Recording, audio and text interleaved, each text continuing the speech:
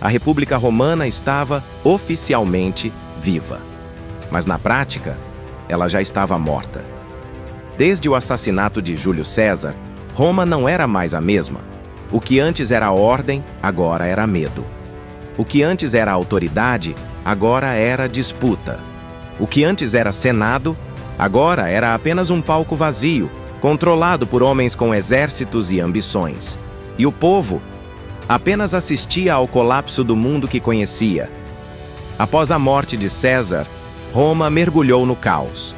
Senadores diziam ter salvado a República, mas o que entregaram foi uma cidade dividida, tomada por conspirações, discursos inflamados e violência nas ruas.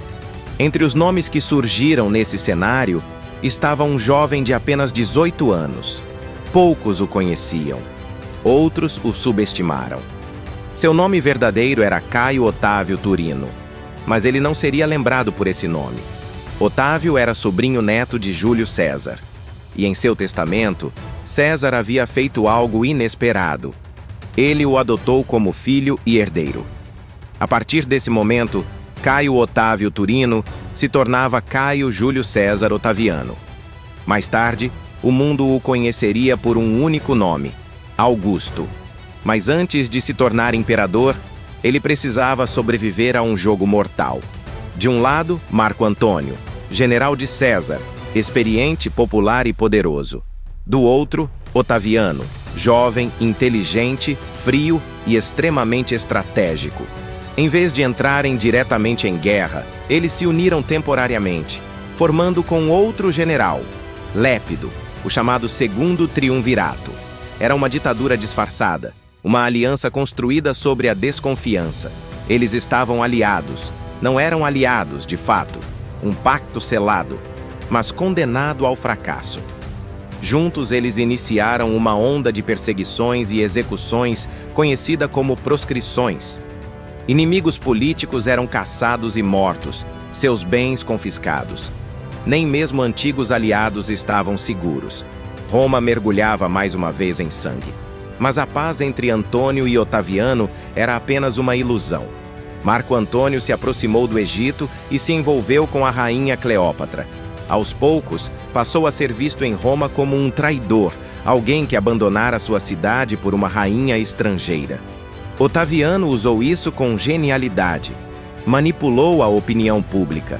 Apresentou Antônio como inimigo de Roma e se colocou como único defensor da República, mesmo que, por dentro, ele estivesse construindo algo totalmente diferente. A guerra era inevitável. O grande confronto ocorreu em Áxio, no ano de 31 a.C. De um lado, Marco Antônio e Cleópatra. Do outro, Otaviano e a frota romana. O mar virou campo de batalha. Roma prendeu a respiração e a história mudou, mais uma vez. Otaviano venceu. Antônio e Cleópatra, derrotados, tiraram a própria vida. Com a morte de seu último rival, Otaviano se tornava o homem mais poderoso do mundo romano. Mas ao invés de se declarar rei, título odiado pelos romanos, ele fez algo muito mais inteligente. Ele se apresentou como apenas um cidadão a serviço de Roma. O Senado, enfraquecido, lhe concedeu o título de Augustus, que significava o consagrado pelos deuses. Assim nascia, oficialmente, o primeiro imperador de Roma. A República estava morta, e o Império Romano acabava de nascer. Sob o governo de Augusto, Roma viveu um período de estabilidade sem precedentes, conhecido como Pax Romana, a paz romana. Estradas, cidades, templos, exércitos, tudo foi reorganizado. E sua marca foi tão profunda que ele também deixaria sua assinatura, no próprio tempo. Em homenagem a ele, um dos meses do calendário romano foi renomeado. O mês chamado Sextilis passou a se chamar Agosto, em sua honra, assim como o mês anterior já havia sido batizado de Julho, em homenagem a Júlio César. 2 homens, 2 meses no calendário, e um legado que atravessou milênios. Roma agora não era mais uma república, era um império, uma cidade que governaria o mundo. E tudo isso graças ao jogo silencioso de um jovem que ninguém levou a sério. O nome dele? Augusto. Antes de irmos para o final, já anota aí o que vem em seguida na nossa série. Episódio 10. O Império Romano no auge. Poder, glória e controle absoluto. O início da Pax Romana, a expansão máxima do território e o domínio sobre o mundo conhecido.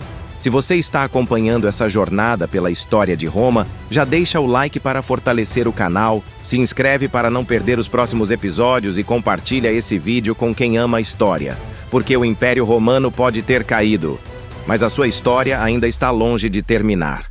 Até o próximo episódio.